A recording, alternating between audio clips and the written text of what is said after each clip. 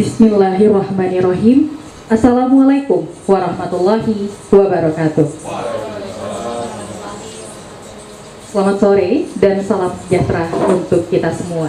Sebelumnya, terima kasih kami ucapkan atas kehadiran teman-teman dari berbagai organisasi masyarakat sipil, akademisi, mahasiswa dalam kegiatan diskusi dan aksi di 1 tahun pemerintahan Prabowo Gibran dekat dengan elit konglomerat visi misi melempem yang diselenggarakan oleh Jikalah Hari.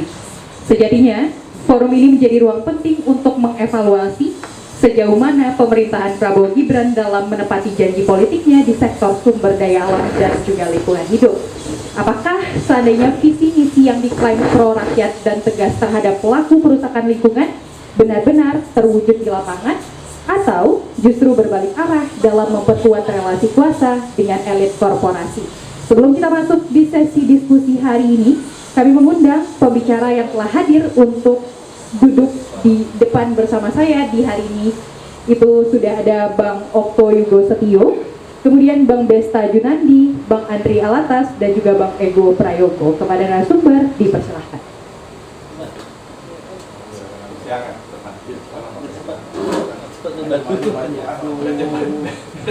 Aja ditambah dong. Narasumber. Aja ditambah dong. Ya, Bang Misi. Ya, anggaran tuh. Anggaran NGO dalam tahun.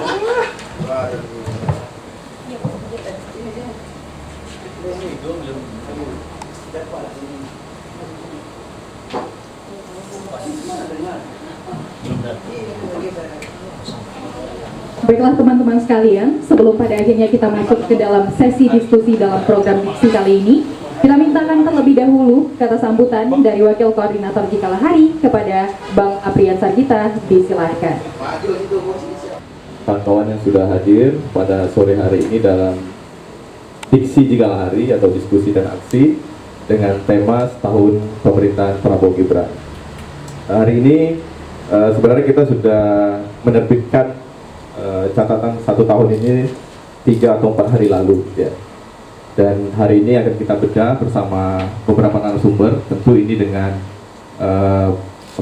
latar belakang yang berbeda. Ada dari Jikalah Hari tentunya akan menyampaikan soal catatan kita setahun pemerintahan ini, lalu ada dari LBH Pekanbaru, Direktur LBH Pekanbaru Bang Andri Alatas dan Direktur Hukum Perkelang. Dan juga satu lagi masih di jalan Presiden Mahasiswa Undri, mudah-mudahan beberapa menit lagi bisa bergabung dengan kita. Sebelum kita bedah lebih dalam gitu ya, singkatnya begini. Jadi Jikalah Hari sejak Prabowo Gibran ini mencalonkan, kita sudah membedah dari 2023 itu bagaimana visi misi yang disampaikannya untuk terutama terkait lingkungan hidup dan kehutanan. Dari visi misi yang disampaikan, kita ingin melihat setahun setelah berjalan seperti apa. Apakah benar-benar dilakukan atau ini hanya omon-omon gitu ya yang disampaikan oleh Bapak Presiden saat visi dan misi. Mungkin agar cepat gitu ya, biar kita lanjut diskusi, mungkin kita itu saja dari saya akhiri. Assalamualaikum warahmatullahi wabarakatuh. Sudah memberi peringatan awal ya dalam catatan akhir tahunnya berkaitan dengan adanya potensi besar bahwa visi misi lingkungan yang tampak ideal di kertas kemungkinan akan berhadapan dengan kepentingan ekonomi dan juga kepentingan politik. Dan saat ini 2 tahun berselang sejak catatan akhir tahun 2023 dirilis, pasangan Prabowo Gibran telah resmi memegang kekuasaan 1 tahun penuh sebagai presiden dan juga wakil presiden di Indonesia.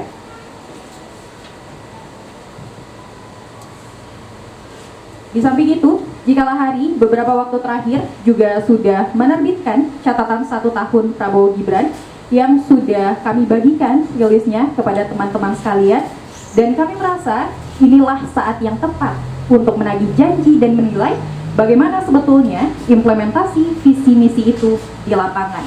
Apakah komitmen terhadap penegakan hukum lingkungan benar-benar dijalankan tanpa pandang bulu? Apakah transisi energi yang dijanjikan benar-benar berpihak pada rakyat atau justru memperkuat dominasi dari korporasi besar? Dan bagaimana sebetulnya ruang kebebasan publik berlaku bagi masyarakat adat, aktivis, dan juga mahasiswa dalam mengawal kebijakan lingkungan selama 1 tahun terakhir. Ketiga pertanyaan ini insya Allah akan dijawab bersama narasumber kita dari berbagai perspektif yang ada dan pastinya narasumber yang kredibel pula. Jadi melalui diskusi kali ini, teman-teman sekalian, kita akan bersama-sama sebetulnya menelisik ya terkait dengan capaian, kegagalan, kemudian arah kebijakan pemerintahan Prabowo Gibran, serta merumuskan juga terkait dengan strategi advokasi masyarakat sipil supaya di tahun kedua pemerintahan tidak lagi kembali diwarnai dengan pola yang sama. Untuk mendalami isu ini, rekan-rekan sekalian, di sore ini kita telah menghadirkan 4 narasumber dengan fokus bahasan yang pastinya akan saling melengkapi. Telah hadir bersama Bibah, Bang Okto Yugo Setio, Koordinator Jikalahari. Selamat sore Bang Okto, yang pastinya akan memaparkan terkait dengan hasil catatan 1 tahun pemerintahan Prabowo Gibran yang beberapa waktu dirilis oleh Jikalahari terkait dengan kondisi tata kelola sumber daya alam dan juga lingkungan hidup serta arah kebijakan pemerintah yang berlaku saat ini. Di samping itu, di hari ini juga telah hadir Bang Besta Junandi yang merupakan Direktur Perkumpulan Elang yang juga akan menyoroti terkait dengan kebijakan perhutanan sosial dan bagaimana program ini berjalan selama 1 tahun terakhir di bawah pemerintahan Prabowo Gibran. Setelah itu sudah hadir juga Bang Andri Alatas, Direktur LBH Pekanbaru yang akan mengulas terkait dengan aspek reformasi hukum dan situasi kebebasan publik khususnya dalam konteks perlindungan masyarakat dan juga aktivitas lingkungan. Dan akan hadir juga setelah ini Ego Prayogo, Presiden Mahasiswa dari Universitas Riau yang akan juga berbagi pandangan terhadap kita bersama terkait dengan kebebasan berpendapat dan ruang demokrasi selama 1 tahun masa pemerintahan Prabowo Gibran yang dilihat dari perspektif generasi muda dan juga gerakan mahasiswa.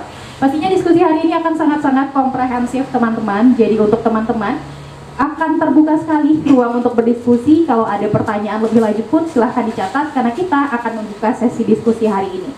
Sebelum kita masuk ke dalam sesi diskusi hari ini, kita akan mendengarkan terlebih dahulu ya terkait dengan pemaparan dari masing-masing narasumber yang telah hadir barengan Bibah di hari ini. Kemudian dilanjutkan dengan sesi tanya jawab dan juga diskusi terbuka. Dan untuk mengawali kegiatan kita hari ini, kita akan dengarkan terlebih dahulu sesi pemaparan materi dari Bang Okto Yugo Setio yang merupakan Koordinator Jikalahari yang akan memaparkan terkait dengan hasil catatan 1 tahun pemerintahan Prabowo Gibran. Kepada Bang Okto, disilahkan. Ya, terima kasih para narasumber yang sudah hadir dan juga semua masyarakat sipil ya, dari anggota Jikalahari, dari teman-teman Mapala, kemudian juga di daring. Jadi supaya cepat tadi juga sudah banyak diangkatkan bahwa memang Jikalahari beberapa hari lalu menerbitkan atau mempublish tentang catatan 1 tahun pemerintahan Prabowo Gibran. Kita beri judulnya itu dekat dengan elit, visi misinya jadi nonton. Nanti kita lihat. Lanjut aja. Jadi setahun terakhir ini terkait di Riau ya, tentu Jikalahari fokus kemampuannya di Riau. Persoalan lingkungan hidup itu masih terjadi, khususnya terkait kebakaran hutan dan lahan. Pertama ISPU itu di tentang Juli, sekitar 22 Juli itu di sejumlah daerah itu level ISPU atau pencemaran udara dari level tidak sehat sampai sangat tidak sehat gitu. Ternyata itu disebabkan kebakaran hutan dan lahan masih terjadi. Padahal nanti di bawah ada tuh visi misi Prabowo itu dia mau tegas untuk menindak pelaku karhutla. Nanti kita lihat. Jadi ini data dari Sipongi, KLHK atau Kemenhub. Justru hotspot di Riau itu naik 75%. Luas terbakar ya. Indikasi luas terbakar Sipongi itu naik 75% dari tahun sebelumnya.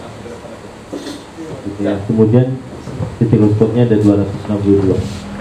Di Rokan Hilir yang juara. Selamat datang. Yang juara itu di Rokan Hilir sampai 12.000 hektar catatan dari Sipong. Nah, kalau pernyataan dari pemerintah itu 2025 turun katanya. Tapi di Riau faktanya justru yang kita lihat sama-sama kan, kita rasakan sama-sama justru meningkat. Jadi ada semacam anomali gitu, ataupun kontradiksi. Lanjut. Nah ini, lantas apa yang bagaimana perhatian Prabowo Gibran setahun? Pertama, kalau Presiden Prabowo catatan kita belum pernah ke Riau. Kalau Gibran itu pernah 2 kali ke Riau. Pertama itu ada beberapa agenda, salah satunya ninjau posko Karhutla di Pangkalan Udara TNI Resmi Nurjati. Kemudian yang kedua itu saat dia membuka festival Padu Jalur, gitu ya. Jadi secara kehadiran Gibran datang, Prabowo belum pernah. Lanjut. Nah, kebakaran yang banyak tadi itu selain data Sipongi, Jigalahari juga melakukan pengecekan lapangan gitu ya. Selain kita memang mantau reguler, kita kemudian memantau ke lapangan. Kita menemukan ada 5 perusahaan yang terbakar. PT Rabadi di Rohil, RAPP di Lalawan, RWJ di Dumai, kemudian Berawang Sukses Perkasa Industri di Kampar Kiri, di Kampar ya, dan Selaras Abadi Utama di Lalawan. Nah, selain, tapi di sisi yang lain, sejak awal 2025 itu pelaku yang sudah ditangani, khususnya oleh Polda Riau itu baru menyasar perorangan. Ada 56 pelaku yang kemudian menjadi tersangka. Belum ada yang perusahaan. Lanjut. Nah, kemudian kenapa gitu ya? Apakah ada persoalan yang menyebabkan berkaitan? Walaupun sebenarnya ini bukan isu baru, tapi setidaknya kalau kita mengkaitkan di temuan kita tadi itu kan sebenarnya 2 grup aja tuh. Ada APP, kemudian ada April tadi. Nah, ternyata pemilik 2 grup yang menjadi pelaku Karhutla ini itu dekat sekali dengan Prabowo gitu ya. Misalnya pada 9 November 2024 baru-baru dilantik, itu Prabowo kunjungan ke Cina, dia bawa tuh beberapa pengusaha kaya, termasuk di dalamnya pemilik APP. Kemudian kedua, 6 Maret Prabowo mengundang para konglomerat ke istana, gitu ya. Termasuk ada lagi di situ Franky Rusman Wijaya. Nah, terbaru 17 Oktober kemarin ya kalau nggak salah itu beredar lagi terkait dengan ada skema investasi ataupun surat utang negara lah, dikasih nama Patriot Bonds, gitu ya, dimana ada sekitar 51,75 triliun itu yang duit surat utang berharga itu akan dibeli oleh beberapa orang-orang kaya konglomerat, termasuk di dalamnya ya pemilik APP dan April. Franky Wijaya itu dia 3 triliun tuh, 3 gitu. Kemudian Sukanto Tanoto juga masuk 1,5. Jadi kalau dia beli itu karena programnya Patriot Bonds, betul, dia dapat gelar Patriot. Jadi mau investasi atau beli Sun 1,5 triliun nggak? Nanti dikasih gelar Patriot. Nah, itu yang beredar terbaru. Nah, jadi jangan-jangan gitu ya, karena dia dekat betul ke Cina dibawa, diundang ke istana. Kayaknya belum ada NGO yang diundang ke istana sama Prabowo gitu ya. Kemudian juga diminta untuk investasi ataupun membeli surat utang negara Patriot Bonds itu. Jangan-jangan gara-gara itu visi misinya tidak jalan. Lanjut. Nah, ini lanjut aja.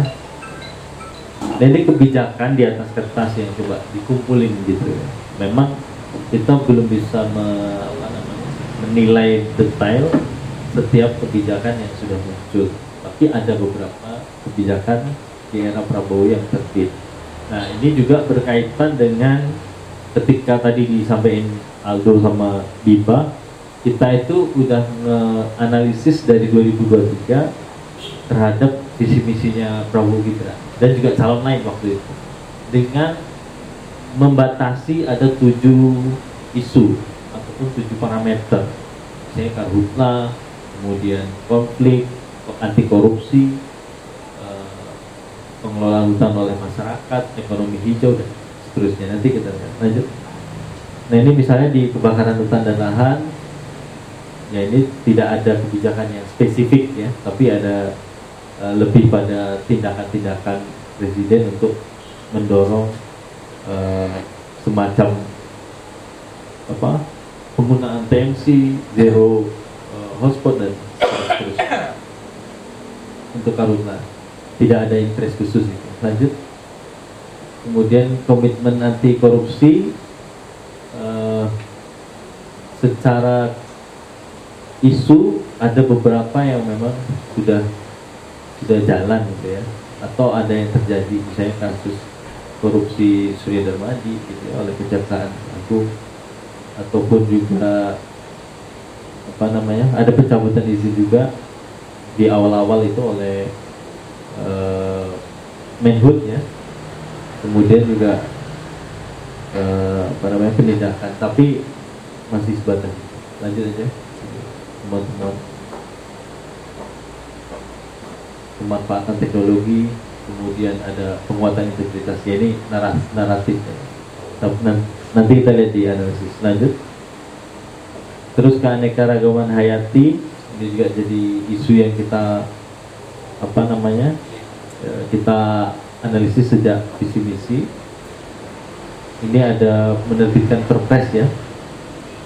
Pertama tentang pemisahan Menhub dengan KLH. Nah, ini seperti apa kira-kira, semakin kuat atau tidak? Nah, ini ke depan kita akan bisa lihat. Terus ada program ataupun tindakan untuk Presiden Prabowo meningkatkan konservasi gajah di Aceh Tengah waktu itu. Terus ya ini standar yang menyusun kerangka jangka panjang IFSAP, kemudian pemulihan Tesonilo yang melalui Perpres nomor 5 tahun 2025. Beberapa beritanya sudah ada sekitar 10.000 hektar yang sawit yang sudah dirobohkan, tapi ini tentu butuh pengecekan lapangan. Lanjut. Ini kebijakan konflik sosial dan hutan tanah. Nah, ini memang di sejak awal tidak ada visi misi spesifik tentang ini, gitu ya. Kita belum menemukan komitmen khusus terkait penyelesaian konflik sosial. Kemudian kebijakan pengelolaan hutan oleh masyarakat, yang masih diandalkan itu program perhutanan sosial ya, masih di Kementerian Kehutanan. Kemudian yang baru itu tentang tujuannya aja untuk kesejahteraan dan swasembada. Lanjut. Kebijakan energi baru terbarukan ada Perpres 110 tahun 2025. Kemudian ada proyek-proyek investasi EBT. Ini teman-teman yang di transisi energi ya, spesifik bahas itu. Kemudian kebijakan ekonomi hijau itu ada kebijakan tentang mandatori B50 untuk CPO sawit ya, biodiesel. Lanjut. Nah, ini kemudian ada beberapa temuan dan analisis yang kita coba buat. Ini jadi yang kita bahas di awal tadi gitu ya, kebakaran hutan dan lahan itu tidak ada interest khusus memang, yang paling menonjol itu kan dari visi misinya yang dia bilang bahwa akan melakukan penindakan tegas terhadap pelaku karhutla, baik itu perorangan maupun pemilik korporasi. Nah, setelah itu yang cukup menonjol itu saat Rakornas ya 2 Agustus ini sebenarnya kebakarannya sudah terjadi kemarin. Prabowo ulangi lagi bahwa korporasi pelaku kebakaran lahan itu dilakukan pencabutan izin usaha hingga pengambilan lahan akan menjadi konsumsi yang melanggar kalau terjadi karhutla. Tapi faktanya sejauh ini apa yang sudah terjadi? Pertama, ada 3 setidaknya yang kemudian merespon terkait karhutla. 1, Polda Riau itu memproses 56 tersangka perorangan. Kemudian kedua, Kementerian Lingkungan Hidup ini juga menyegel 4 perusahaan di Riau dan menutup 1 pabrik sawit di akhir Juli, gitu ya, karena terdeteksi memiliki titik panas. Kemudian yang ketiga itu Direktorat Dirjen Gakum Kemenhub mensegel 3 perusahaan. PT Zaman Raya Timber di Rokan Hilir itu kebakar 75 hektar, PT RUJ di Dumai terbakar 25 hektar, dan PT Sau di Pelalawan itu terbakar 60 hektar.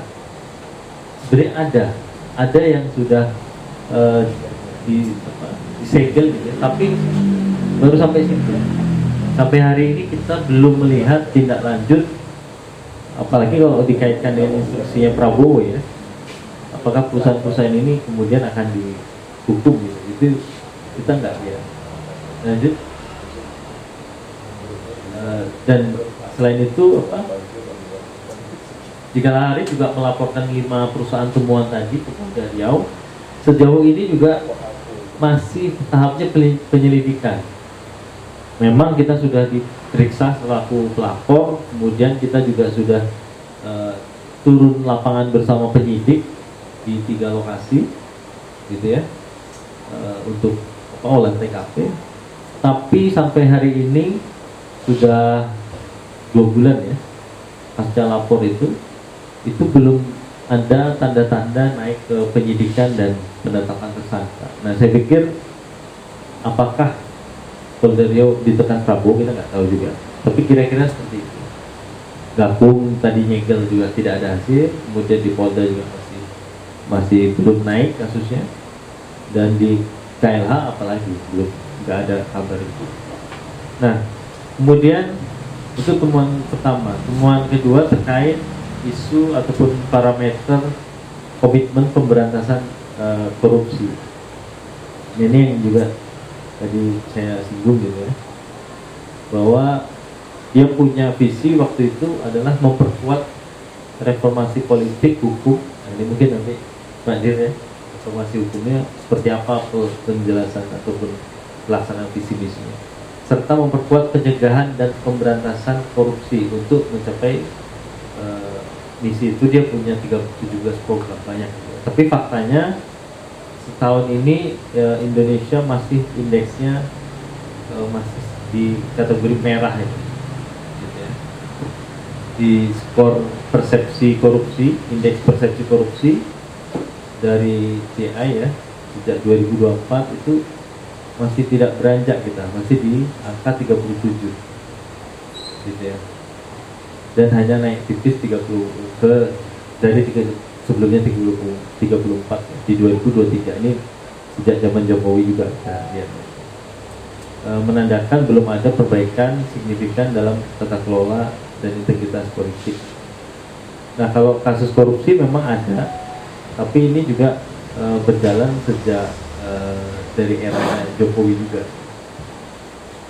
Yang kemudian yang belum juga kita lihat adalah sebenarnya konteks visinya itu. Salah satu yang didorong masyarakat sipil itu kan adalah bagaimana memperkuat atau minimal mengembalikan revisi undang-undang KPK. Itu juga di pemerintahan Prabowo juga tidak dilakukan, tidak ada tanda-tanda bahkan. Lanjut. Nah, ini pelindungan keanekaragaman hayati.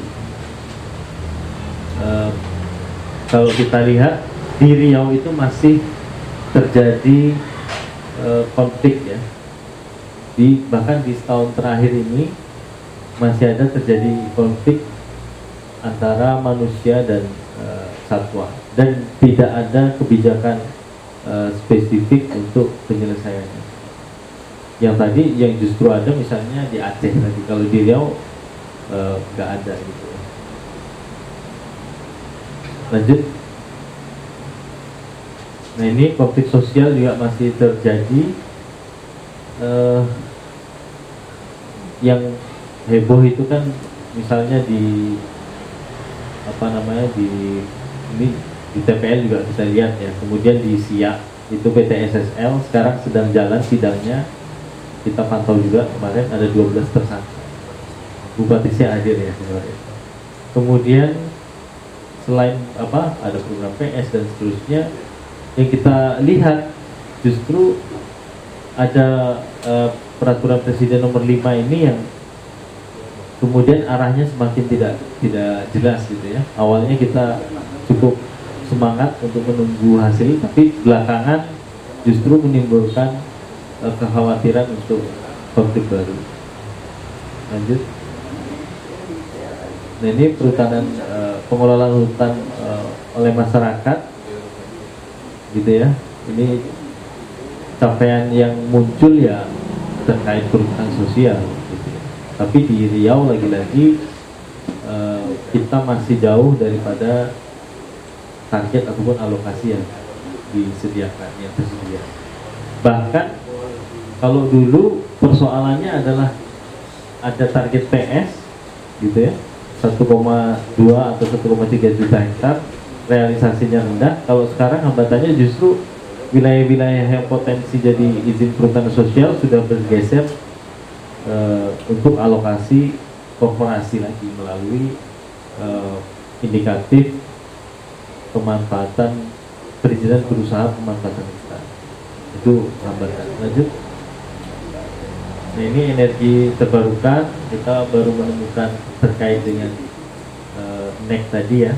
Tapi yang kita lihat juga salah satu yang paling dikawal oleh masyarakat sipil itu kan tentang rancangan undang-undang energi baru dan energi terbarukan.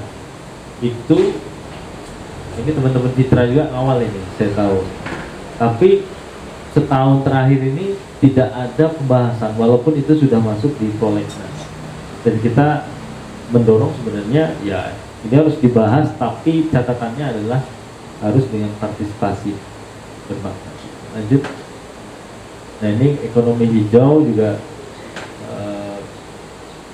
baru konteksnya industri besar gitu ya, kebijakan biodiesel.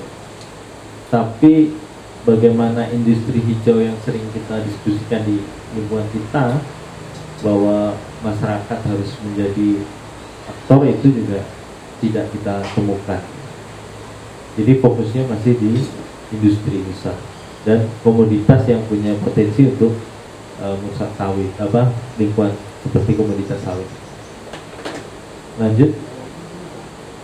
Nah, itu beberapa dari 7 analisis ya. Kita menyimpulkan satu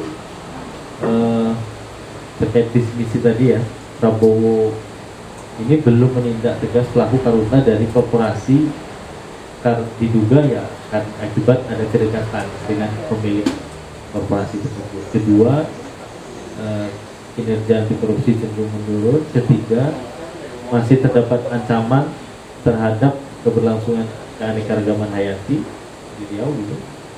Keempat, konflik antara masyarakat dan korporasi masih terjadi. Kelima, program perhutanan sosial masih lambat, baik relasi izin maupun pasca izin. Keenam, perhutanan sosial masih sama. Yang ketujuh, lanjut, ekonomi hijau masih masih berorientasi pada industri besar ya, yang biodiesel tadi, dan masih mengutamakan ekonomi ekstraktif berbasis sawit. Kita merekomendasikan pertama, lanjut. Ya, Prabowo segera memerintahkan Menteri LH untuk Menteri Kehutanan dan Kapolri untuk menindak tegas pelaku kawita dari korporasi. Kedua, memperkuat kinerja anti korupsi melalui perbaikan kebijakan, salah satunya revisi Undang-Undang KPK. Ketiga, menghentikan ancaman terhadap keberlangsungan keanekaragaman hayati akibat ekspansi industri. Dan ini yang tadi saya belum singgung, dan juga membatalkan rencana pemanfaatan hutan untuk energi dan pangan seluas 20 juta hektar. Ini juga masuk di buku kita. Kemudian keempat, mempercepat penyelesaian konflik antara masyarakat dan perusahaan. Kelima, mempercepat program hutang sosial baik izin, realisasi izin maupun pasca izin. Keenam, segera merampungkan RUU EBT dengan memastikan partisipasi bermakna dari masyarakat. Ketujuh, kita mendorong ekonomi hijau harus berorientasi pada ekonomi kerakyatan dan menempatkan masyarakat adat dan kesempatan sebagai pelaku. Itu yang kemudian kita dorong jadi rekomendasi. Saya kira itu lama ya. Saya kira itu Habibah, saya kembalikan. Sebetulnya terlihat jelas ya teman-teman berdasarkan analisis yang telah dilakukan oleh Jika Lahari mengacu kepada 7 indikator dan lengkap juga dengan rekomendasinya. Namun bagi teman-teman yang mungkin nanti ada pertanyaan lebih lanjut atau mungkin melihat kasus-kasus lebih lanjut, boleh banget dicatat dulu, nanti kita akan buka sesi diskusi dan juga sesi tanya jawab. Selanjutnya, kita juga akan mendengarkan pemaparan materi dari Bang Besta Junandi, Direktur Perkumpulan Elang, yang akan menjelaskan lebih lanjut juga termasuk menyoroti terkait dengan kebijakan perhutanan sosial dan sebetulnya bagaimana program ini berjalan selama 1 tahun terakhir di bawah pemerintahan Prabowo Gibran. Marilah sama-sama kita dengarkan pemaparan materi yang akan disampaikan oleh Bang Besta Junandi. Kepada Abang, disilakan. Baik, soal perhutanan sosial ya. Saya membuat slide itu sebenarnya soal konflik sosial pengolahan tanah. Cuma perhutanan sosial nanti akan masuk di situ. Dan tadi sebenarnya sudah banyak diulas oleh Okto juga. Mungkin saya hanya akan melengkapi sedikit saja terkait apa yang akan disampaikan. Oke, lanjut. Nah ini pertama terkait konflik sosial dan perampasan hutan tanah tadi juga jadi bagian dari slide-nya Okto gitu ya. Bagaimana komitmen 1 tahun Prabowo Gibran. Nah kalau mau kita simpulkan sebenarnya belum ada komitmen untuk penyelesaian konflik sosial dan perampasan hutan tanah milik masyarakat adat dan tempatan ya. Walaupun sebenarnya kalau kita cermati lagi, apakah sebenarnya konflik sosial dan perampasan hutan tanah ini menjadi prioritas di visi misi Prabowo? Ternyata juga tidak. Oke, sehingga mungkin wajar ketika misalnya 1 tahun berjalan pemerintahan ini kemudian persoalan-persoalan konflik itu tidak menjadi satu bagian penting untuk diselesaikan, sehingga masih terjadi konflik-konflik yang melibatkan masyarakat dan perusahaan itu masih terjadi. Misalnya tadi juga disinggung oleh Okto, PT Toba Pak Lestari gitu ya, masih ada kekerasan yang terjadi di situ antara masyarakat adat di Desa Siaporas, Kecamatan Pematang Sidamanik, Kabupaten Simalungun, Sumatera Utara. Gitu. Nah ini menggambarkan bahwa memang rezim ini itu tidak menempatkan persoalan konflik itu menjadi satu hal yang harus diselesaikan di negeri ini. Lalu yang kedua, yang terdekat dengan kita ini ada PT Seraya Sumber Lestari gitu ya. Nah, tentu kasusnya kawan-kawan sudah tahu dan tadi juga disampaikan. Nah, yang menggembirakan mungkin Bupati Siak itu cukup aware ya gitu dengan kasus ini. Tapi apakah kemudian ini kan Bupati sudah beberapa kali menggaungkan review izin gitu ya, menciutkan izin PT SSL, cuman memang belum ada tanggapan serius dari pusat. Nah, ini juga menjadi indikator bahwa persoalan konflik sosial di rezim ini menjadi tidak prioritas gitu menurut kita. Nah juga terkait tadi juga peraturan Presiden nomor 5 tahun 2025 tentang penertiban kawasan hutan ini menjadi ancaman perampasan hutan tanah masyarakat. Jadi di awal-awal dulu Perpres ini hadir, kita sempat mendiskusikan gitu, ada beberapa catatan. Tujuan dari lahirnya Perpres ini kan untuk menertibkan kawasan penertiban kawasan hutan gitu ya. Jadi memulihkan aset negara yang dimanfaatkan oleh perusahaan itu tanpa izin gitu ya. Nah, tapi belakangan kita melihat di awal-awal kita melihat bahwa Perpres ini tidak rawan akan kekerasan, pendekatannya militeristik gitu ya. Dan terbukti ketika misalnya terjadi di Taman Nasional Tesonilo gitu ya, itu militer besar-besaran dikerahkan gitu. Bahkan beberapa cerita yang beredar, militer itu hampir setiap hari berada di lapangan gitu, sehingga ini kan rawan terjadinya kekerasan terhadap masyarakat. Lalu Perpres ini juga tidak menyasar bagaimana memulihkan kawasan yang kemudian itu dikuasai kembali oleh negara. Ini dia hanya bicara menguasai kembali aset negara yang dikuasai oleh perusahaan maupun oknum gitu ya. Nah, belakangan justru menjadi semacam ini menjadi perampasan oleh negara gitu. Kenapa begitu? Kebun-kebun yang sudah dibangun oleh masyarakat maupun perusahaan itu kemudian katakanlah disegel oleh Satgas PKH.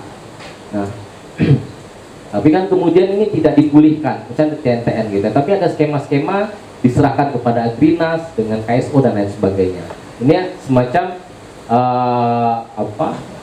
tukar pemain saja. Negara kemudian mengambil merampas kebun yang sudah terbangun tersebut. Lanjut. Nah, ini kaitannya dengan perhutanan sosial, pengelolaan hutan oleh masyarakat. Ini kan saat ini memang yang ada instrumennya itu adalah perhutanan sosial dan tanah objek reforma agraria gitu ya. Kalau PS itu adalah izin kelola diberikan di kawasan hutan, sementara TORA kawasan hutan itu dikeluarkan untuk bisa dikelola oleh masyarakat menjadi katakanlah hak milik gitu ya. Nah, salah satu program prioritas Prabowo itu adalah menjalankan agenda reforma agraria untuk memperbaiki kesejahteraan petani dalam arti luas, sekaligus mendukung peningkatan sektor pertanian, perkebunan, kehutanan, dan peternakan, perikanan, dan kelautan. Ini program prioritasnya. Namun faktanya capaian PS itu 8,32 juta hektar lahan yang dikelola sampai tahun 2025. Namun kalau kita lihat di GoKau PS itu 8,32 juta hektar itu kan bukan di zamannya 1 tahun Prabowo ini.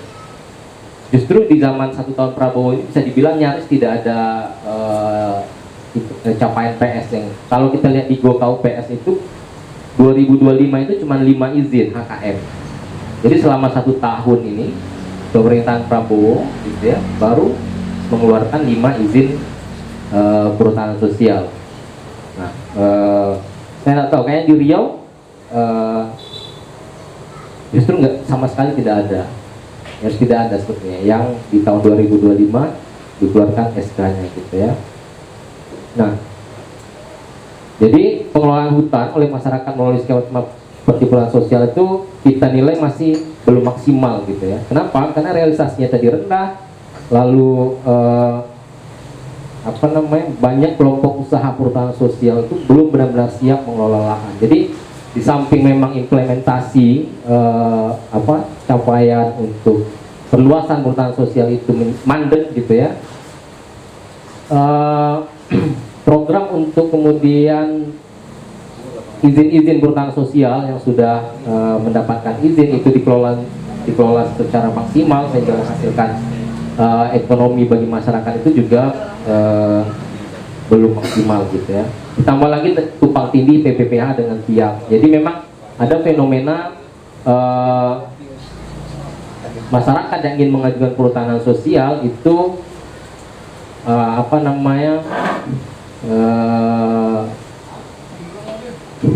berbenturan dengan perusahaan yang ingin mengurus izin PBPH. Nah, ini kita temukan misalnya Perkumpulan Elang sendiri itu menemukan di Kabupaten Rokan Hulu gitu ya. Ada satu desa namanya Desa Menami. Jadi mereka ini punya potensi perhutanan sosial punya tanah ulayat di desa mereka itu. Kalau klien mereka itu kurang sekitar 5.000-an hektar gitu ya. Kita cek di peta itu memang kawasan hutan di desa mereka itu lebih kurang 4.000 sampai 5.000 hektar. Namun memang di lapangan mereka itu diinformasikan oleh KPH bahwa wilayah mereka yang mau diajukan itu hanya 300 hektar. Yang boleh mereka ajukan hanya 300 hektar. Karena sisanya itu sudah dialokasikan untuk izin PBPH restorasi ekosistem PT sebuah perusahaan yang ingin mengajukan PBPH restorasi ekosistem. Jadi memang ada kompetisi katakanlah begitu antara perusahaan dengan masyarakat untuk mengelola kawasan hutan yang sebenarnya semakin sempit untuk masyarakat. Lanjut.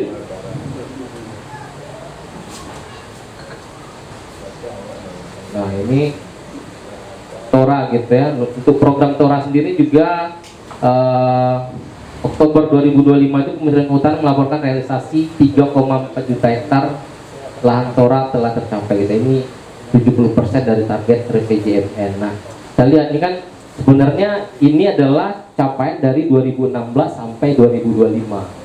Untuk 2025 sendiri saya baru baca di laman Kementerian ATR itu 195.000 bidang. Tapi 195.000 bidang ini tidak dijelaskan berapa hektar gitu. Saya yakin ini bukan 195.000 hektar karena 1 hektar itu bisa dibagi menjadi beberapa bidang gitu ya. Nah, ini. Jadi kaitan dengan penyelesaian konflik, lalu bagaimana pengelolaan masyarakat untuk kawasan hutan di 1 tahun pemerintahan Prabowo Gibran ini bisa kita bilang belum ada kemajuan yang signifikan atau belum ada kebijakan-kebijakan yang kemudian mendorong bagaimana misalnya perhutanan sosial itu betul-betul memberikan manfaat bagi masyarakat, lalu bagaimana kemudian distribusi atau redistribusi pengelolaan sumber daya alam itu betul-betul menuju pada keadilan pengelolaan sumber daya alam. Mungkin itu Diba, singkat saja. Mungkin nanti kita bisa perdalam di sesi diskusi. Terima kasih. Assalamualaikum warahmatullahi wabarakatuh. Di pemerintahan Prabowo Gibran. Untuk teman-teman yang mungkin juga menemukan case yang sama, nanti kita akan buka sesi diskusi di hari ini, jadi boleh dicatat dulu. Dan setelah ini akan kita dengarkan juga pemaparan materi yang disampaikan oleh Ego Prayogo, Presiden Mahasiswa Universitas Riau, yang akan memaparkan sebetulnya pandangan terkait dengan bagaimana sebetulnya realisasi dari kebebasan berpendapat dan ruang demokrasi yang dihadirkan selama 1 tahun pemerintahan Prabowo Gibran. Kepada Bang Ego, disilahkan. Semua sini ya. Nah, jadi kalau kita melihat beberapa bulan 8 lah paling kita soroti banyak terkait kebebasan berpendapat ini itu. Ditarik dari bulan 4 pas Jambore Karhutla yang di Riau itu kan. Itu kami menyoroti juga abang-abang semua gitu ya. Akan tetapi kita pertanyakan gitu. Saya hadir kemarin di Walhi juga. Apakah Raja Juli ini pantas tidak menjadi menteri di Menhub ini itu? Kami kaji dari gelarnya kemarin, sekolah tingkatannya S2 sampai profesornya dia dibanyakan.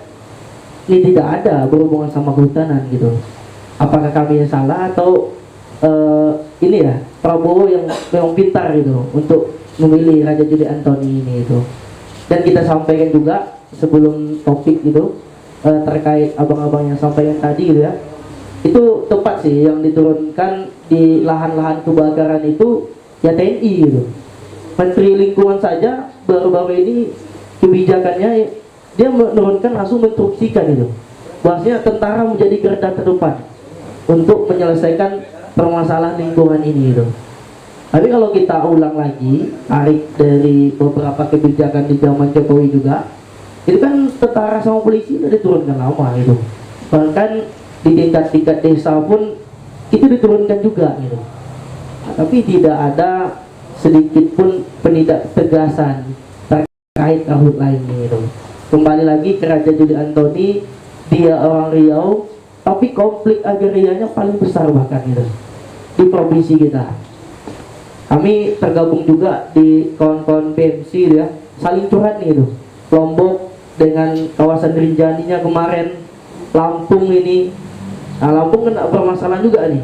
Kemarin Prabowo mau datang tapi nggak datang. Karena ada pergerakan kawan-kawan dari Lampung gitu. Nah, ini terkait Raja Juli itu. Kami cukup kesal gitu. Kenapa Prabowo ini memilih Raja Juli sebagai Menteri Hutan ini gitu. Sedangkan kita, saya sampaikan di forum ini, kita masyarakat Riau aja dia nak dirikan gitu. Ini akan berhubungan dengan kebebasan berpendapat nanti itu. Ini kembali ke topik kebebasan berpendapat ini yang kami rasakan di 1 tahun ini, dimulai saya dilantik sampai di tanggal 31 ya Oktober ini, kebebasan berpendapat yang kami rasakan ini tidaklah seperti yang mereka sampaikan di elit-elit atas sana itu. Bahkan ke Menteri Pendidikan saya sampaikan juga kepada Prof. Ian itu, karena beliau selaku penanggung jawab di pendidikan tinggi, karena kami ada permasalahan nih, selain Riau kami sampaikan di Undri saja terkait pengadilan militer itu sangat luar biasa tekanannya. Kan ada mau dibangun tuh dekat Undri pengadilan militer itu, bahkan BIN gitu mau dibangun juga gitu. Itu saya Menteri Sospol gitu ya, itu dikejar-kejar sama intel-intel TNI.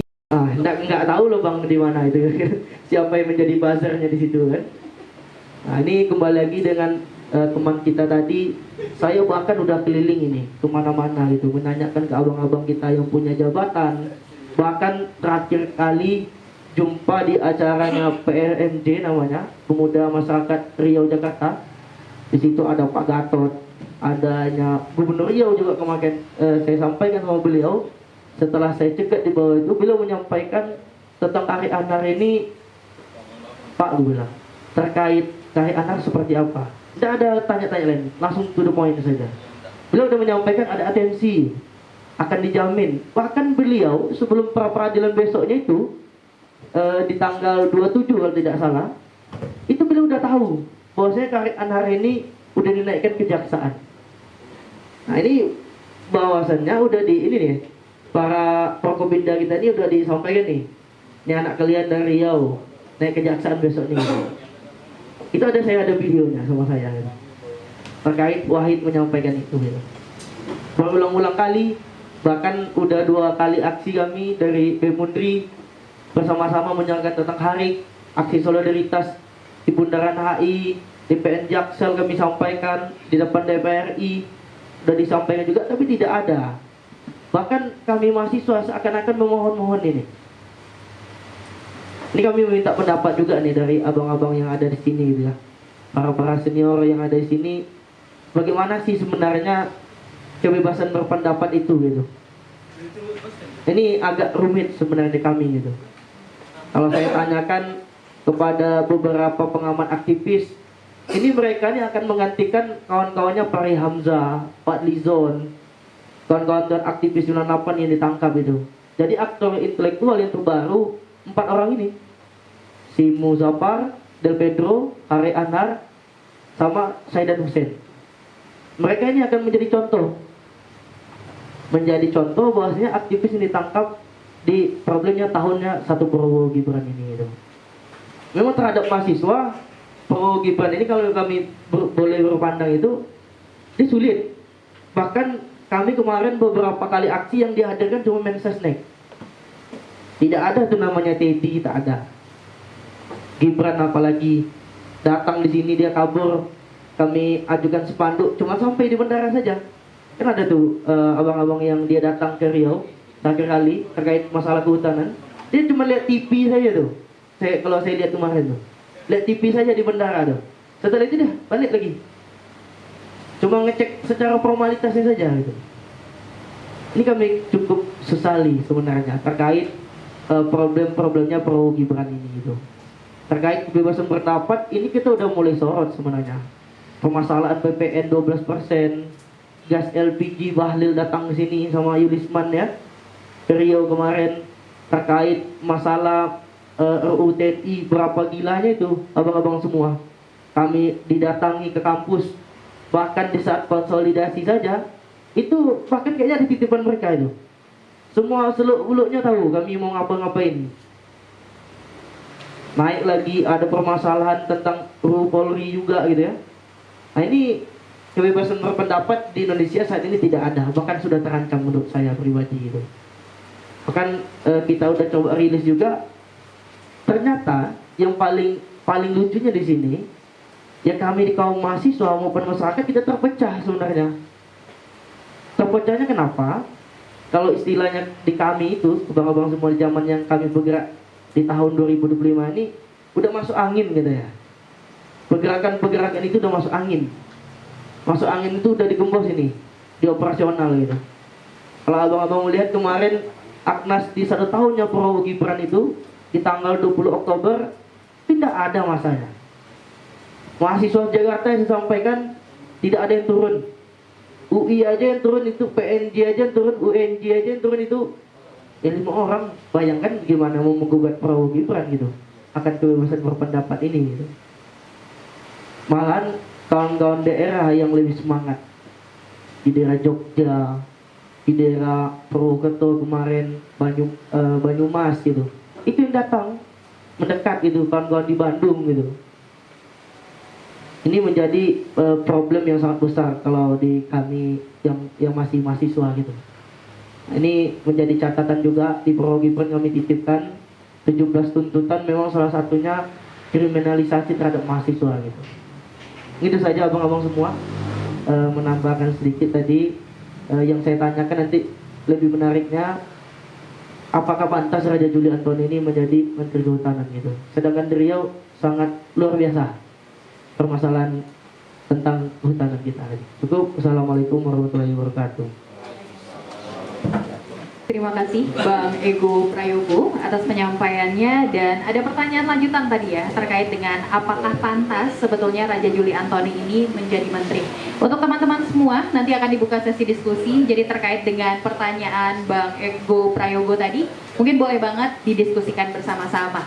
Tapi sudah dipaparkan terkait dengan temuan catatan 1 tahun dikala hari, kemudian sudah dipaparkan juga terkait dengan bagaimana konflik perhutanan sosial yang terjadi di Riau, kemudian sudah dipaparkan juga terkait dengan bagaimana kebebasan mahasiswa sendiri sebetulnya sebagai salah satu generasi muda yang akan melanjutkan negeri ini terkait di masa pemerintahan Prabowo dan juga Gibran. Tapi sebetulnya yang menjadi pertanyaan dari segi hukum, make sense atau tidak apa yang dilakukan oleh pemerintahan di hari ini. Dan barengan sama Habibah hari ini, teman-teman sekalian, sudah hadir juga Bapak Andri Alatas, Direktur LBH Pekanbaru, yang juga akan mengulas terkait dengan aspek reformasi hukum dan situasi kebebasan publik, khususnya dalam konteks perlindungan masyarakat dan juga aktivis lingkungan. Marilah sama-sama kita dengarkan penyampaian materi yang disampaikan oleh Abang Andri Alatas. Kepada Abang, disilakan. Papa. Udah. Iba. Terima kasih. Assalamualaikum warahmatullahi wabarakatuh. Saya hormati yang hadir di sini semuanya, tidak bisa satu persatu ya, karena waktu ini udah mau malam. Mungkin sedikit kalau terkait masalah visi misi Gibran, masalah hukum tadi sedikit sudah disampaikan juga oleh adik kita.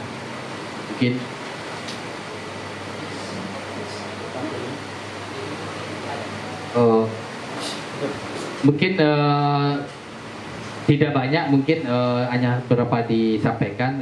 Saya berharap juga kawan-kawan juga pasti sudah punya juga catatan atau pandangan yang sama dengan kami, malah lebih banyak mungkin.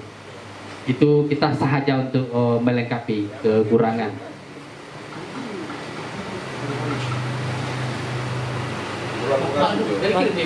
Kita ada Oh nyanyi ya. libur vokasi ya. Ya. Kalau kita berbicara 1 tahun Prabowo Gibran kan, kalau saya bilang nih 1 tahun serasa 10 tahun dalam ketidaknyamanan. Tapi bagi mungkin saudara kita Bang Udin mungkin nyaman ya dengan 1 tahun. Ya kemarin Bang Aldo mau begini terkait 1 tahun ya. Tapi tidak banyak tempat diskusi nih masalah materi, mungkin lebih dan kurang di lengkap meja. Kalau LBH sendiri, kalau melihat kinerja 1 tahun Pak Prabowo Gibran ini itu semakin membahayakan demokrasi, HAM dan prinsip negara hukum. Gejalanya bisa kita lihat dari gaya pemerintahan otoriter dan militeristik yang dilakukan sistematis, konsisten dan meluas. Tadi juga sempat disinggung Bang Desta tadi terkait keterlibatan, dan juga dari adik kita juga menyampaikan tadi TNI dalam penanganan kasus lingkungan dan agraria. Lanjut. Contohnya ini kami ada sedikit catatan terkait masalah produk hukum yang dihadirkan di masanya Gibran Prabowo itu, pembentukan peraturan perundang-undangan yang dilakukan ugal-ugalan, dimulai dari revisi Undang-Undang TNI secara cepat dengan substansi memperluas jabatan sipil yang diduduki prajurit TNI yang aktif. Nah itu pembahasan secara tertutup dilakukan juga di hotel. Malah ini kita lihat kalau ada seseorang atau pemerintah melakukan suatu kebijakan, seharusnya itu terbuka dan harus melibatkan masyarakat, karena ini kan kepentingan untuk masyarakat. Nah, di sini kita lihat merujuk rendahnya komitmen transparansi dari pemerintah Gibran Prabowo. Itu yang sangat disayangkan juga. Dan juga salah satu penyusunan revisi Undang-Undang Nomor 18 tahun 1981 tentang hukum acara pidana, di mana 1,6 daftar isian masalah dibahas dalam waktu 2 hari. Bayangkan 1.600 sampai 2.000 yang dibahas materi yang ada di dalam itu tercantum, tapi dibahas dalam 2 hari. Saya tidak kebayang ya pintarnya seorang ahli hukum yang hadir waktu itu, karena dia bisa membahas sekian banyak masalah yang harus dipecahkan dengan 2 hari. Kalau biasanya kami kalau orang hukum nih diskusi 1 pasal aja mau 1 minggu. Ini ribuan pasal cuma diputus dalam 2 hari. Dibayangkan di pemerintahan zaman sekarang ini. Kita tidak tahu ya tujuannya apa, itu akan berpihak ke masyarakat atau tidak. Tapi kalau prakteknya, kalau kami yang merasakan itu tidak pernah berpihak kepada masyarakat. Itu. Jadi dalam aturan ini sangat dangkal dan tidak menyentuh masalah yang dihadapi korban. Di sistem peradilan pidana dalam kasus salah tangkap, kekerasan atau penyiksaan dan kriminalisasi, sebetulnya awalnya revisi undang-undang ini disuarakan kan tujuannya untuk ini penyelesaian masalah yang ditanda tanya sama masyarakat dan aktivis dan juga para petisi hukum pada waktu itu mendorong untuk revisi undang-undang juga. Tapi dalam hasil pembahasan itu dibilang dalam 2 hari, apakah kita bisa diskusi memutuskan hal sebanyak itu? Tidak mungkin, tidak logis. Dan juga ketika waktu pembahasan awal itu tidak pernah juga melibatkan semacam masyarakat yang harus menerima konsekuensi yang dihadirkan, dan juga para petisi hukum yang berpihak pemikiran kepada masyarakat juga tidak dilibatkan. Waktu pembentukan itulah terjadilah protes beberapa kawan-kawan aktivis di dalam kegiatan orang berlangsung revisi itu di hotel itu. Malahan kan kawan aktivis ini dikatakan itu intimidasi, malah juga bisa diancam dengan undang ITE. Dan juga ada sebagian anggota dewan kita bilang orang-orang ini tidak paham. Jadi di keadaan sekarang ini 1 tahun Prabowo Gibran, kalau kita bandingkan dengan beberapa tahun sebelumnya atau pemimpin sebelumnya, malah makin parah, makin memburuk. harapan dari masyarakat kemarin dan kawan-kawan TV, mahasiswa dan semuanya itu berharap di masanya Gibran Prabowo itu melakukan perubahan. Tidak semuanya, minimal ada berapa persen yang harus diubah, tapi kenyataan malah makin terjun makin dalam, makin terbenam. Harapan masyarakat selama ini tidak ada lampu hijaunya. Tadi dibilang kawan-kawan ini, kami sekarang mahasiswa merasa tidak tidak nyaman dalam melakukan kegiatan, ada intimidasi. Memang itu karena balik lagi sedikit sejarah ke zamannya LBH Jakarta, itu masih gubernurnya Sadikin ya kalau salah. Itu dia bilang LBH ini hadir, saya dukung 100%. Kenapa? Saya akan meminta kawan-kawan inilah yang akan mengkritik saya. Orang-orang inilah akan mengawas saya. Malah waktu itu anggaran cukup besar dikasih ke LBH Jakarta untuk masalah bantuan hukum. Tapi kalau kita balikkan dengan sekarang, makin parah. Malahan kemarin tadi ada juga cerita masalah gubernur kita. Sedikit juga kemarin kami kesalkan dengan gubernur kita itu berbicara akan menghapus masalah dana bantuan hukum. Itu makin gila tuh, karena selama ini kami nilai tidak cukupnya anggaran yang disediakan negara, malah mau dihapus lagi. Itu semakin mengejutkan kita. Itu maka pemerintahan semakin hari semakin ke depan itu malah semakin masuk jurang kita di bawah. Makanya dibilang Bang tadi, keterlibatan militer dan juga masalah kepentingan itu tidak lagi bersama masyarakat, tapi kepentingan kelompok ujung-ujung, kelompok orang yang akan menikmati apapun dari produk hukum yang dihadirkan. Itu dia akan menjadi catatan kita bersama, juga menjadi PR kita bersama, macam mana ini harus kita lawan dan kita suarakan terus. Lanjut. Jadi saya juga karena kami juga menilai di proyek strategis negara PSN itu, kalau bahasa kawan-kawan dari masyarakat dari proyek strategis pengambil nyawa katanya. Karena kita berbicara kami dampingi di Rempang dan kawan-kawan itu juga karena tipis semuanya itu terlibat di Rempang itu kan, itu juga poinnya terdapat kriminalisasi dan juga kebebasan berpendapat masyarakat tidak bisa, karena ketika dia menyuarakan aja tentang tanah dia itu dia ada tekanan apa. Jadi kalau kita lihat pemerintahan Prabowo ini berharap nih bisa kasus-kasus yang terdampak dari proyek strategis nasional itu berkurang, malah makin tidak tahu arah ya zaman sampai saat sekarang, karena ada berapa kawan-kawan di pemerintahan itu tidak berani menyampaikan ketika ditanya ini proyek yang seperti ini udah terbukti. Kan Komnas HAM juga ikut ngomong, Kompolnas juga ikut ngomong terkait dengan kasus yang dialami di Rempang itu, terhadap kriminalisasi masyarakat, kekerasan terjadi, intimidasi. Sebetulnya kan Prabowo Gibran itu kalau seorang pemimpin yang ada negara ini, dia harus berpikir ini kok dari lembaga negara udah ngomong kayak gini, seharusnya ini harus diperbaiki, tapi malah semakin hari makin tidak tahu. Itu saya kemarin ada beberapa kawan-kawan mengeluarkan pendapat Indonesia gelap itu senang kali itu, karena aku lihat semakin hari tidak ada paginya, memang malam terus kita. Kalau dekat lagi dengan kawan-kawan tadi berbicara energi bersih, itu tenggelam tuh sama Indonesia gelap itu dia larinya. Oke, mungkin lanjut tadi dikit terakhir ini. Ini tadi juga disinggung oleh adik kita tadi, itu catatan daruratnya kami terjadilah pembungkaman kebebasan berekspresi dan upaya kriminalisasi warga terbesar sejak reformasi terjadinya pada demonstrasi Agustus 2025 ini. Inilah yang baru-baru ini terjadi, itu yang disampaikan tadi, terjadilah salah satu dari Riau itu penangkapan goreng, itu disayangkan.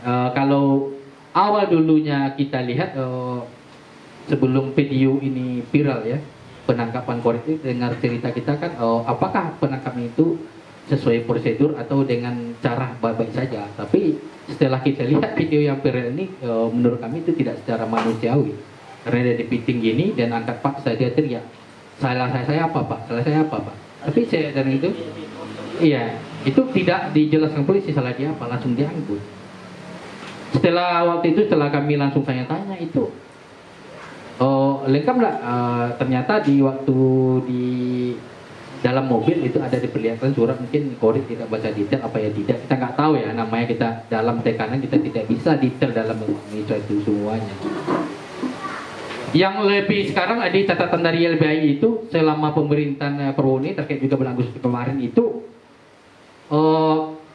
sebanyak 997 orang ditetapkan sebagai tersangka setelah polisi menangkap setidaknya 5.424 orang dan luka-luka 1.000 orang. Bayangkan ketika adik-adik mahasiswa masyarakat ingin menyampaikan kebebasan berpendapat di muka umum seperti yang dijamin di pasal 28 itu hanya sebagai pasal simpanan para pemimpin kita. Itu dikiranya itu barang langkah, mungkin tidak pernah dia akan berkaca dengan aturan yang ada. Udah dijamin dengan aturan yang ada, undang juga menjamin, tapi itu tidak pernah dijadikan sebagai bahan pertimbangan. Malahan itu dihadirkan lagi masalah pasal karet ini tentang ITE. Jadi tandingan itu jadi sasaran kepada orang yang kritis dalam bersuara.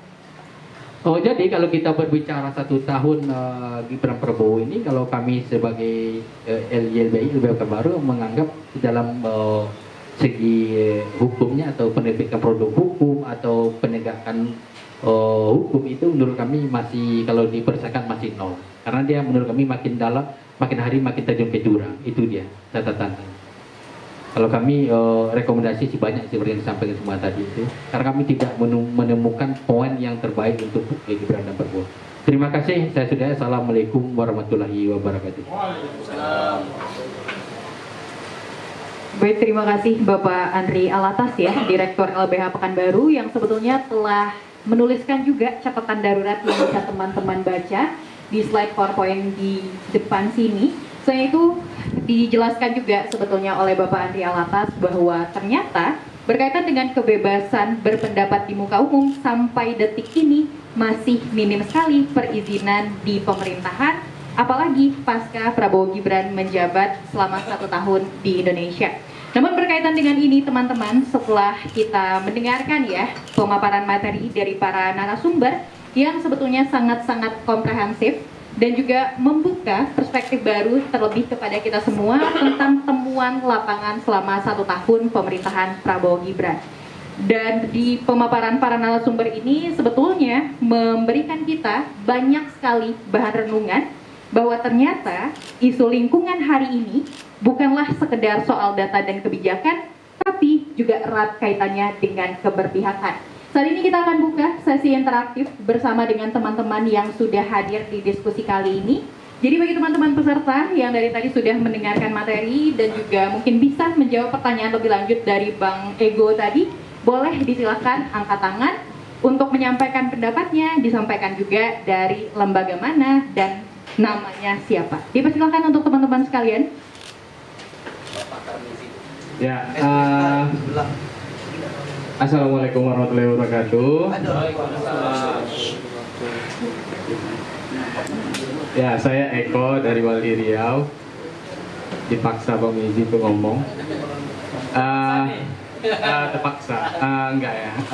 Karena sebenarnya aku juga enggak terlalu menyimak ya dari penyampaian teman-teman karena datangnya juga terlambat. Tapi kalau dalam penilaian kita ya, dalam setahun Prabowo Gibran, memang gaung kita Indonesia gelap, rasanya masih gelap seperti yang disampaikan oleh Pak Dir LBH tadi, Andri Alatas, bahwa banyak kebijakan dan sikapnya itu justru berkebalikan.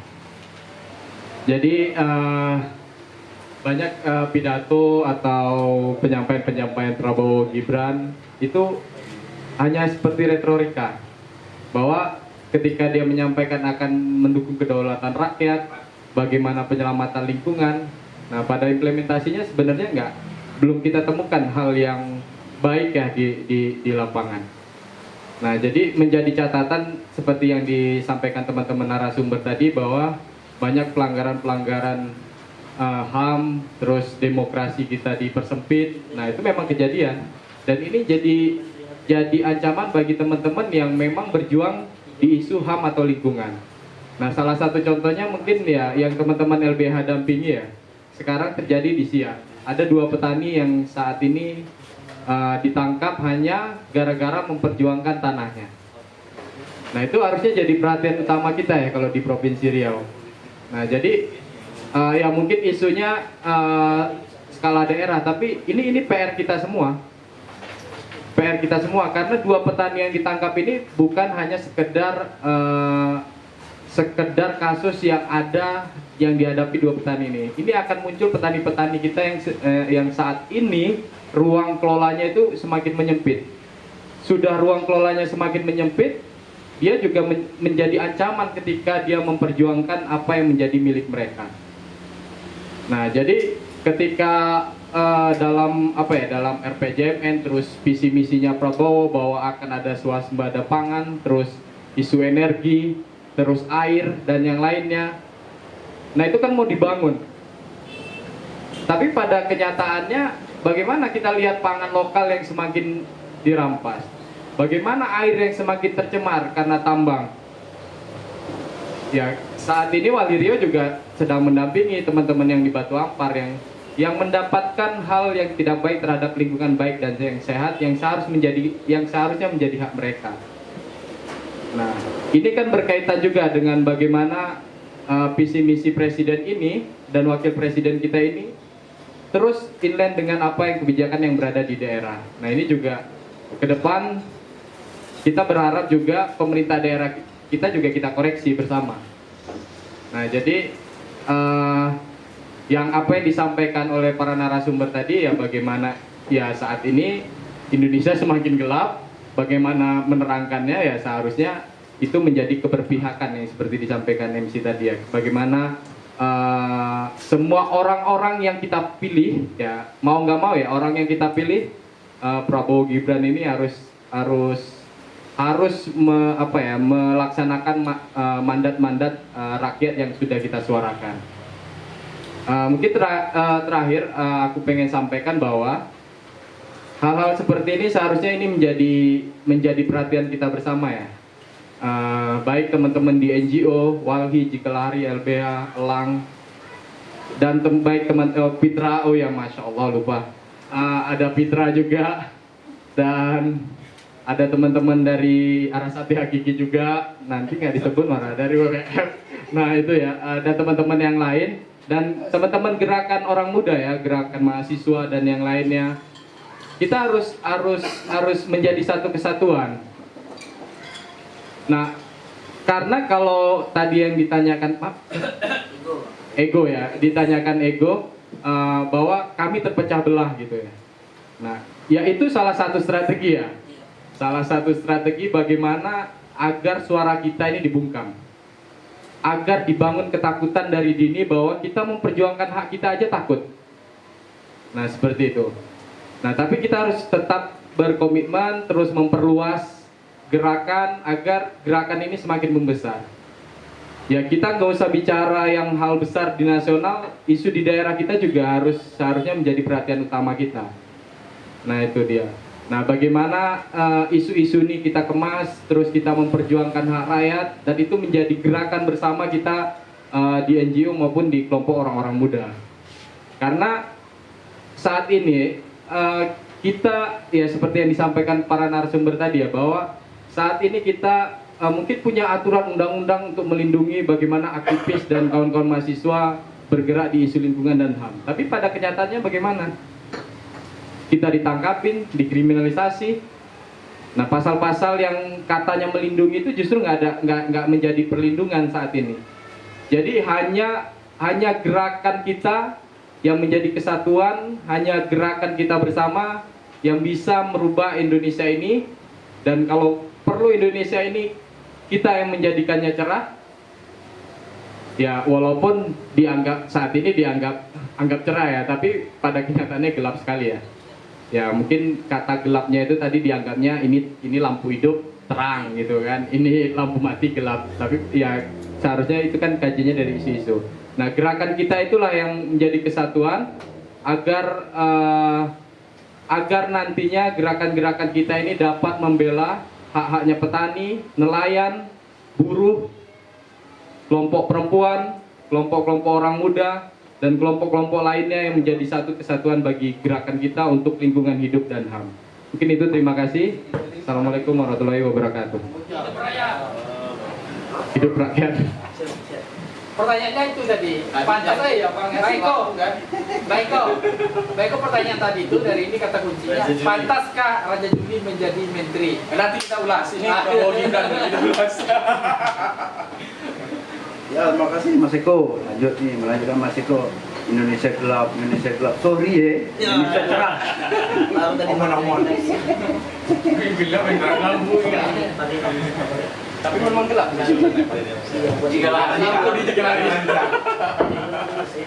Ya, semalam juga kami baru apa ya? Baru ikut diskusi juga kemarin tuh dengan para dosen juga sekaligus aktivis itu membedah wacana untuk mereset ulang Indonesia.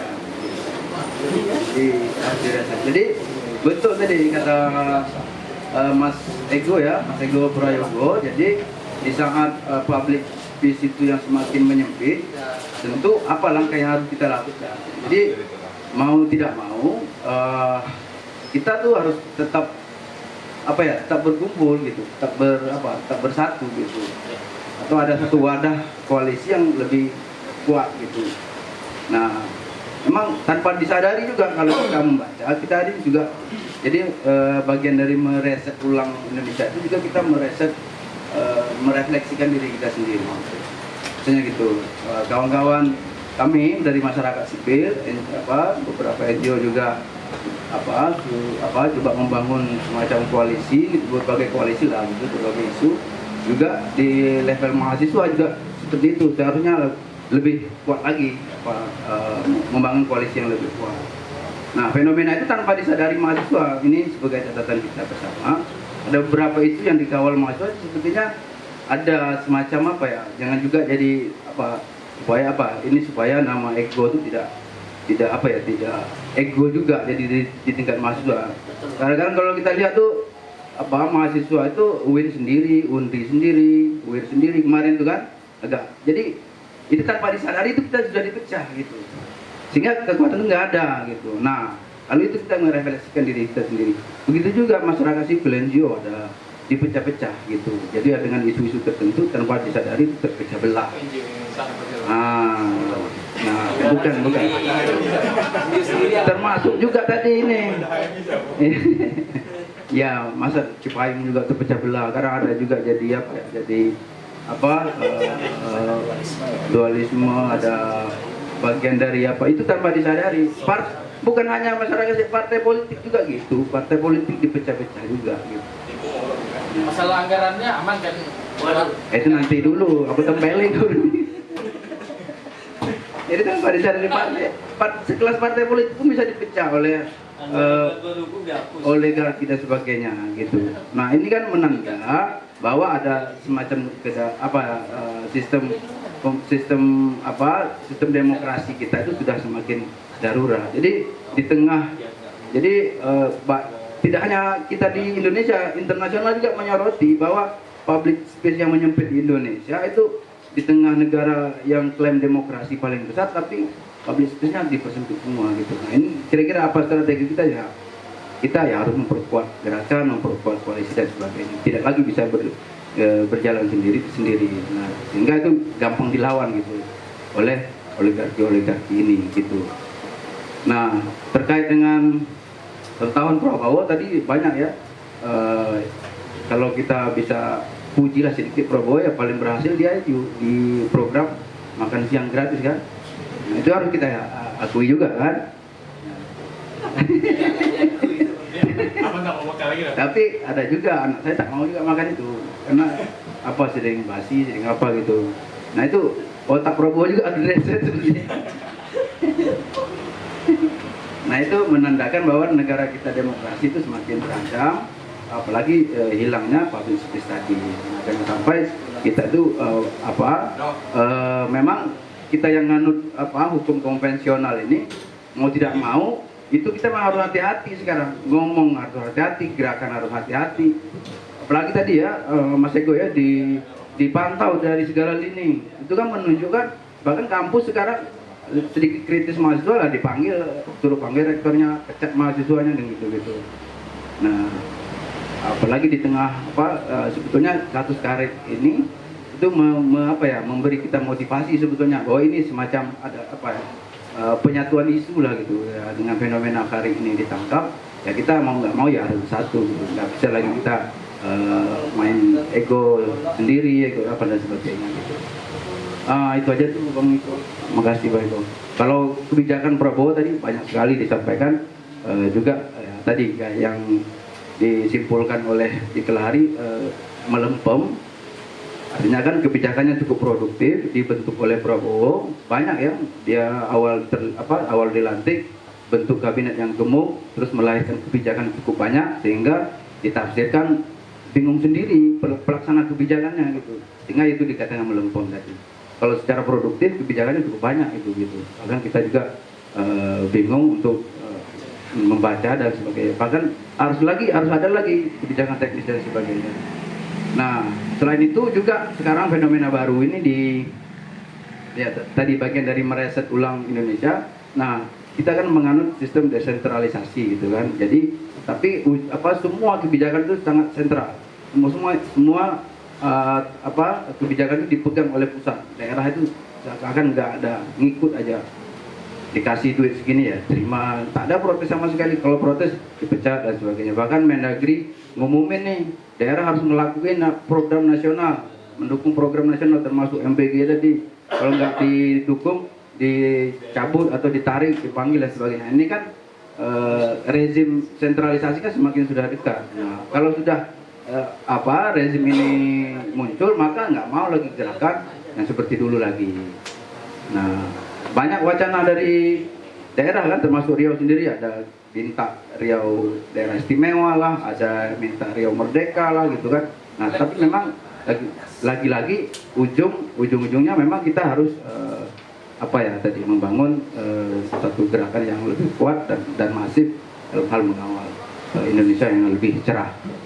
Itu Bang Andri. Merdeka. Terima kasih. Kalau Fitra merdeka atau istimewa? Merdeka lah. Merdeka ya. Itu paling lemah. Oke, siap. Oh iya. Dari Bang Tarmizi berkaitan dengan gerakan yang sebetulnya kita punya, Bang Ego, itu pada dasarnya mampu untuk menjadi penerang harapannya untuk Indonesia ini supaya lebih terang ke depannya. Meskipun mungkin saat ini banyak sekali tekanannya, tapi harapannya semoga gerakan-gerakan yang selalu kita lakukan setiap waktunya secara konsisten akan membawa negara ini menuju konsep terang yang disampaikan oleh Bang Andri Alatas tadi. Selain itu, disampaikan juga oleh Bang Tarmizi tadi bahwa di tengah klaim negara yang disampaikan bahwa menjunjung tinggi kebebasan dan lain sebagainya, nyatanya praktik demokrasi di negara yang katanya demokratis sangat-sangat tidak sesuai dengan apa yang terjadi di lapangan, apalagi melihat konsistensi dari kedekatan Prabowo dengan oligarki. Meskipun sebetulnya banyak sekali kebijakan-kebijakan yang dihasilkan oleh pemerintahan saat ini, namun implementasinya masih sangat-sangat kurang. Ini menjadi pertanda sebetulnya bahwa produktivitas belum tentu akan mendapatkan nilai efektivitas. Baiklah teman-teman, kita minta juga nih tanggapan dari narasumber terkait dengan penyampaian yang disampaikan oleh Bang Eko dan juga Bang Mizi tadi. Apakah ada yang ingin menambahkan? Disilakan.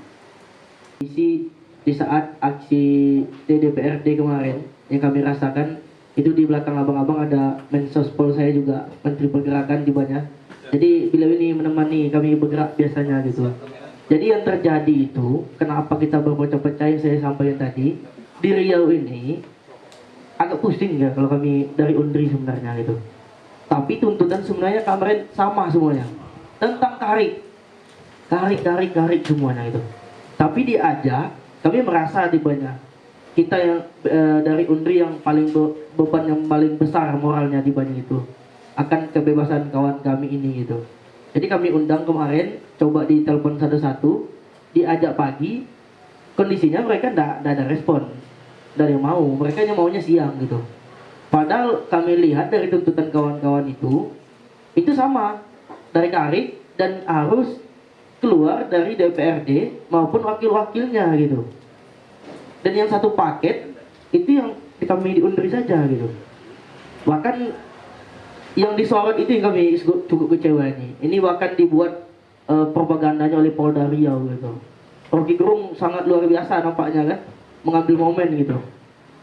Ya dia ngambil momennya itu ini kepada adik kami 2024-25 ini yang bagi bunga. Itu viral kali itu.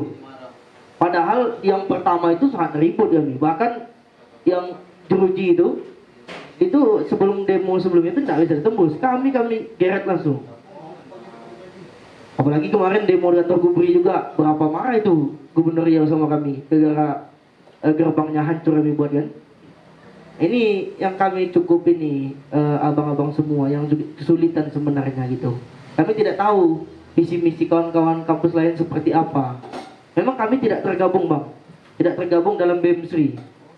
Yang dikatakan Bang Eko tadi, ada ini kan beberapa aliansi mahasiswa ini kan terpecah-pecah. BEMSRI itu aja 3 aliansi sekarang.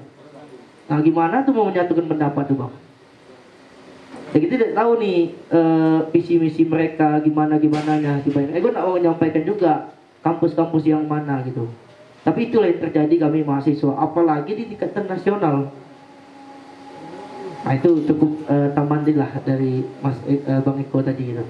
Terima kasih. 1 tahun pemerintahan Prabowo belum menunjukkan komitmen untuk perbaikan lingkungan dan keadilan pengelolaan sumber daya alam bagi masyarakat gitu ya. Tambah menguatnya peran militer dalam setiap ruang sipil.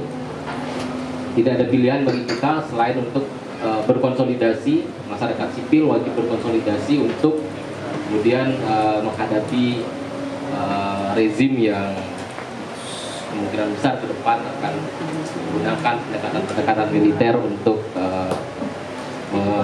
melanggengkan kekuasaan. Terkait Raja Juli tadi, Ego,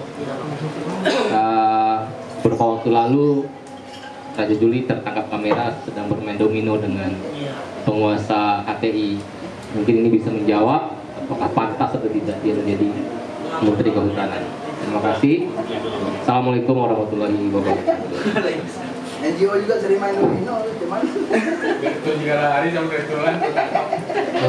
1 tahun Prabowo Gibran dengan janji manisnya menyelesaikan masalah pelanggaran HAM berat atau pelanggaran HAM yang terjadi di Indonesia ini, tapi satu pun tidak yang terjadi. Maka dari itu kita harus punya PR bersama dan kita mempunyai satu tujuan, satu hati untuk melawan semuanya tentang yang terjadi di Indonesia. Pertama itu masalah pelanggaran HAM.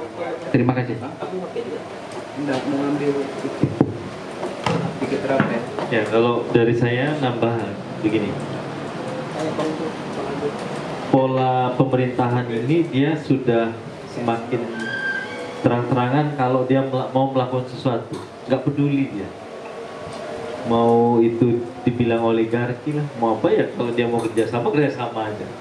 Mau food estate Haji Isam diganggu ataupun disuarain kayak apapun ya tetap aja jalan, nggak ada persoalan. Termasuk isu yang kita temukan tadi gitu ya, bahwa pelaku yang memang selama ini bolak-balik bermasalah gitu ya, RAPP, April, APP gitu ya, tapi itu nggak diperhatikan sama sekali sama pemerintah pusat, khususnya Prabowo Gibran. Bahkan dia secara tidak langsung dianakmaskan gitu ya, diajak ke Cina, diundang ke istana, sampai mau dikasih gelar patriot gitu. Jadi kalau kita ada patriot, jadi itu PR kita ke depan. Saya pikir ya mau tak mau harus terus menyuarakan penolakan, dan saya setuju sekali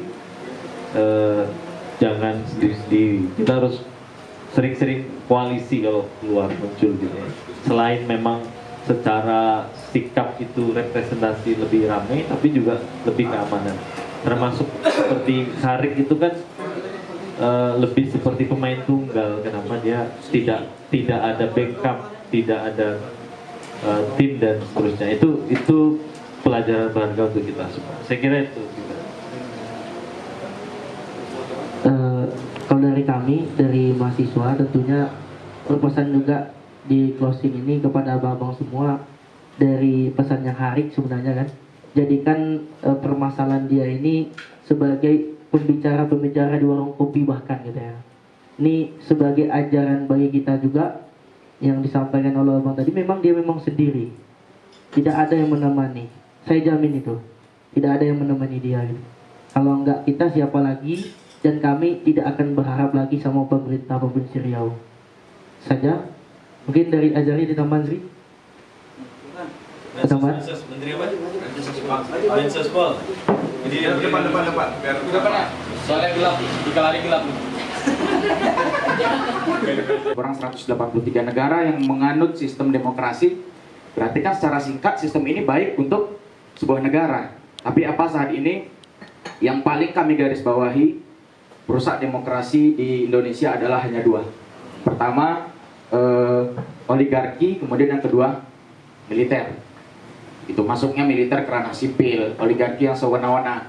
Itulah perusak utama demokrasi yang saya simpulkan begitu. Namun tentunya beberapa poin-poin yang untuk menjadi solusi kita adalah mungkin sedikit memberikan gambaran, yaitu untuk memperbaiki infrastruktur politik yang ada pada hari ini, seperti parpol. Kita lihat apakah parpol sudah memberikan edukasi terkait demokrasi yang baik pada kita pada saat ini. Tidak ada gitu. Atau kita lihat LSM atau NGO baik itu bergerak di bidang lingkungan seperti abang-abang di sini dan lain sebagainya, itu peran untuk terus memberikan edukasi yang baik gitu. Begitu juga dengan peran kita mahasiswa dan orang muda sebagai infrastruktur utama politik untuk memberikan edukasi yang baik gitu. Jadi berawal dari kasus Harik, kalau mungkin saya dimintakan untuk memberikan pandangan, yaitu runtuhnya demokrasi terbesar gitu. Tadi Bang Andri juga sudah memberikan catatan bahwa paling banyak kasus kriminalisasi pada aktivis sejak reformasi 1998. Mari kita refleksi Sumpah Pemuda. Sumpah Pemuda apa yang hari ini masih kita ucapkan? Pemuda yang selalu menceritakan terkait nasib bangsa sekarang sudah dikriminalisasi gitu. Kemudian ini pertanyaan saya, mungkin nanti nggak usah dijawab, bisa kita bawa pulang dan kita pelajari bersama, abang-abang dan kawan-kawan. Sejauh mana kita bisa mengkritisi demokrasi ini? Sampai kapan kita mau bicara kerusakan demokrasi? Toh dari pemerintah tidak juga ada jaminan ke depan bakal lebih baik. Kita nggak usah bicara terkait nasional, pemilu, pilkada, kita udah tahu rusaknya bagaimana. Gitu, ini mungkin jadi refleksi kita bersama. Terima kasih. Assalamualaikum warahmatullahi wabarakatuh. Sebenarnya dapat kita simpulkan ya, terdapat 3 poin penting sebetulnya dari hasil diskusi kita bersama, bahwa kita semua ternyata sepakat bahwa janji politik lingkungan sama sekali belum terwujud, terutama di pemerintahan Prabowo Gibran. Di samping itu, penegakan hukum masih tebang pilih, relasi antar negara dan konglomerat besar ternyata menjadi hambatan struktural bagi reformasi di dunia lingkungan. Di samping itu, gerakan masyarakat sipil dan mahasiswa ternyata sampai detik ini masih menjadi garda terdepan, terutama untuk mengawal keadilan ekologis di tahun-tahun mendatang. Terima kasih kepada seluruh narasumber, peserta, dan juga teman-teman panitia yang saat ini berjibaku untuk membuat diskusi ini. Dan harapannya, semoga hasil diskusi kita kali ini tidak habis di ruang ini saja. Semoga ini menjadi langkah advokasi kita ke depannya, terutama untuk memantau bagaimana pergerakan kebijakan SDALH yang ditetapkan oleh pemerintahan Prabowo Gibran di tahun-tahun berikutnya. Saya, Dewi Habibah, pamit undur diri sebagai moderator di hari ini. Wassalamualaikum warahmatullahi wabarakatuh. Kira dari Kodam baru itu tadi, Bang.